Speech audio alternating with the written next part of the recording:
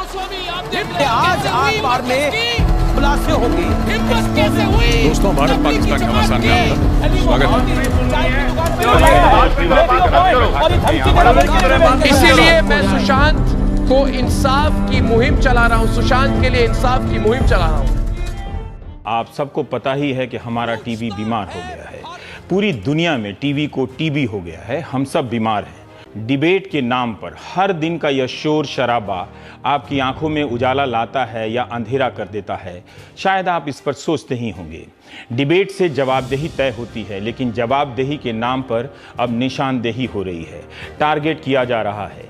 इस डिबेट का आगमन हुआ था मुद्दों पर समझ साफ करने के लिए, लेकिन जल्दी ही डिबेट जनमत की मौत का खेल बन गया। जनमत एक मत का नाम नहीं है, जनमत में कई मत होते हैं, मगर यह डिबेट टीवी जनमत की वैरायटी को मार रहा है। एक जनमत का राज कायम करने में जुट गया है। जिन एंकरों और प्रवक्ताओं की अभिव्यक्ति की कोई सीमा नहीं है, वो इस आज़ादी की सीमा आपके लिए तय करना चाहते हैं। कई बार ये सवाल खुद से और आपसे करना चाहिए कि हम क्या दिखा रहे हैं, आप क्यों देखते हैं। आप कहेंगे आप जो दिखाते हैं हम देखते हैं, और हम कहते हैं आप जो देखते हैं वो हम दिखाते हैं। इसी में कोई नंबर 1 है तो कोई मेरे जैसा नंबर 10 है, कोई टॉप है तो कोई मेरे जैसा फेल है। अगर टीआरपी हमारी मंजिल है तो इसके हम सफर आप क्यों हैं? क्या टीआरपी आपकी भी मंजिल है? रिपब्लिक भारत ने इतिहास रच दिया है। रिपब्लिक भारत तक को पीछे छोड़ते हुए देश का नंबर 1 हिंदी न्यूज चैनल बन गया। 18 महीनों में तक के 18 साल के घमंड को आज ध्वस्त किया है। हर दिन हमने सिर्फ 100% खबर और 100% न्यूज इस चैनल में दिखाई है। हमने कोई इधर उधर की बात, कोई वायरल खबर, नाच गाने के programme, entertainment shows, TV serial के बारे में अनगिनत शोज, ऐसी वाहियात चीजें हमने नहीं की है। न ही हम कोई सनसनी तो आपको बता दें कि जासूसी के फेक न्यूज दिखा के हम नंबर 1 बने हैं। ट्रेंड कबूतर है ये, जिसके बारे में जानकारी मिल रही है। रिपब्लिक भारत के सारे दर्शकों को मेरा प्रणाम और मेरी टीम की ओर से बहुत बहुत धन्यवाद। आपने हमें नंबर 1 बनाई है। हम एंकर चिल्लाने लगे हैं, धमकाने लगे हैं। जब हम बोलते हैं तो हमारी नसों में खून दौड़ने लगता है। हमें देखते देखते आपकी रगों का खून गर्म होने लगता है। धारणाओं के बीच जंग है, सूचनाएं कहीं नहीं हैं भी तो बहुत कम। हमारा काम तरह तरह से सोचने में आपकी मदद करना है। जो सत्ता में है उससे सबसे अधिक सख्त सवाल पूछना है। हमारा काम ललकारना नहीं है, फटकारना नहीं है, दुत्कारना नहीं है, उकसाना नहीं है, धमकाना नहीं है, पूछना है। अंत तक पूछना है।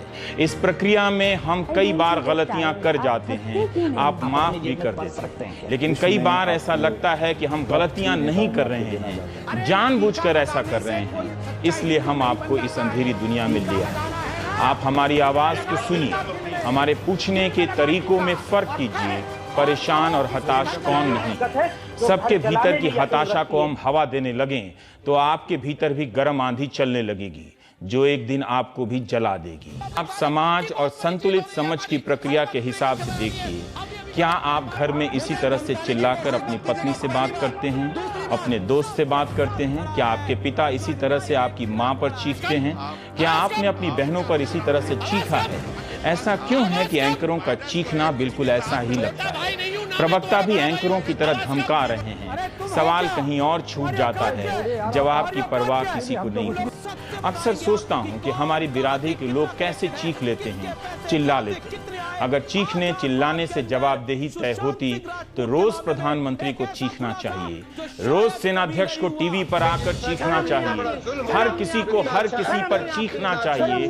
क्या टीवी को हम इतनी छूट देंगे कि वो हमें बताने की जगह धमकाने लगे? हम में से कुछ को छांट कर भीड़ बनाने लगे और उस भीड़ को ललकारने लगे कि जाओ उसे खींच कर लाओ और मार दो, वो गद्दार है, देशद्रोही है। एंकर क्या है? जो भीड़ को उकसाता हो, भीड़ बनाता हो, वो क्या है? पूरी दुनिया में चीखने वाले एंकरों की पूछ बढ़ती जा रही है। आपको लगता है कि आपके बदले चीख कर वो ठीक कर रहा है, दरअसल वो ठीक नहीं कर रहा है। कई प्रवक्ता गाली देते हैं, मार देने की बात कर रहे हैं, गोली मार देने की बात करते हैं।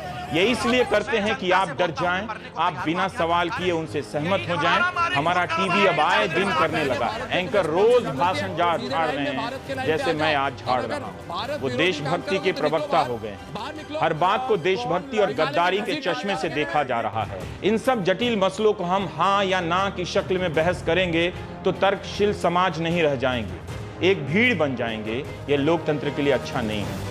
बहरहाल अब जब चैनलों की दुनिया में हर नियम धाराशाही हो गए हैं, पहले हमें सिखाया गया था कि जो भड़काने की बात करे, उकसाने की बात करे, सामाजिक द्वेष फैलाने की बात करे, उसके बयान न दिखाना है, उसका बयान न दिखाना है, न छापना है। अब क्या करेंगे जब एंकर ही इस तरह की बात कर रहे हैं? उत्तर प्रदेश के लखीमपुर खीरी में 13 साल की एक बच्ची के रेप और हत्या के बाद लोग काफी नाराज हैं। शुक्रवार की रात इस बच्ची को उसके ही गांव के पास गन्ने के एक खेत में 2 लोगों ने पकड़ा, उसे अपनी हवस का शिकार बनाया और फिर उसके ही दुपट्टे से गला घोंटकर उसकी हत्या कर दी। We are here in the Chaklathera village of Hapur, Uttar Pradesh, the otherwise quiet village near the Ganga Ghat in Uttar Pradesh was rattled on Thursday when a 6-year-old girl was kidnapped from close to her house. She was taken away, raped and found in the fields a day later. The 6-year-old was first taken to a local health center. Since there was no female medical officer present there, she was then referred to the government hospital in Hapur. The doctors there conducted a medical examination and found that she had internal bleeding. The girl is now in Meerut hospital getting treated for her injuries. According to a doctor in Meerut, her private parts were mutilated. The doctor said that she has already undergone one surgery and would require more operations as her vagina has to be repaired. Gorakhpur में एक 17 साल की लड़की को gangrape के बाद cigarette से जलाया गया। लड़की अस्पताल में भर्ती है। यूपी का भदोही जिला, यहाँ के धौरहरा गांव के इलाके में पुलिस ने एक 17 साल की किशोरी की लाश बरामद की है। किशोरी के परिजनों का कहना है कि उनकी बेटी के साथ बलात्कार हुआ है। बलात्कार के बाद बेटी की हत्या की गई है और तेजाब डालकर उसे जला दिया गया है। हफीज नगर बस्ती में रहने वाला 16 साल का जमशेर अली अभी अभी काम से घर लौटा है। कोरोना के कारण स्कूल बंद है, सो 7वीं का ये छात्र परिवार की मदद के लिए दिहाड़ी मजदूरी पर लग गया। उसकी मां बीमार है। वो दूसरे घरों में साफ सफाई का काम करती थी, लेकिन काम भी बंद है। ऐसे में जमशेर के सामने खुद मेहनत मजदूरी करने के अलावा कोई चारा नहीं है। बिहार के 16 जिलों के 74 लाख से अधिक लोग बाढ़ की चपेट में। यह है कि कोरोना का वायरस कहीं से कमजोर नहीं हुआ है। इसका मतलब यह भी है कि इससे सतर्क रहने की अब भी जरूरत है, बल्कि ज्यादा। मास्क पहनिए, हाथ साफ रखिए, 6 फीट दूरी रखिए, इसके अलावा कोई दूसरा रास्ता नहीं। बात करते हैं मध्य प्रदेश की, जहां कर्ज से परेशान एक और किसान ने अपनी जान दे दी। मध्य प्रदेश की बड़वानी में साहूकारी कर्ज से परेशान किसान ने कथित तौर पर कुएं में फांसी लगाकर आत्महत्या कर ली। मृतक किसान के पास मिले नोट में कर्ज का जिक्र है। हमेशा की तरह सरकार जांच की बात कर रही है। 40 साल के दिनेश परमार ने फांसी लगाकर जान दे दी। बताकर गए कि कैसे साहूकार ने परेशान किया है। 1,30,000 के कर्ज के बदले ब्याज सहित 8 लाख रुपए वसूलने का दबाव बनाया। खेत बेचकर 3 लाख रुपए का भुगतान भी किया, फिर भी जान से मारने की धमकी मिलती रही। तक वाली पत्रकारिता नहीं करते। रिपब्लिक भारत है, हम सत्य और इंसाफ के लिए लड़ने वाले पत्रकारिता करते हैं। पूरी मीडिया मौन हो गई है इस देश में। ये मीडिया नहीं रही।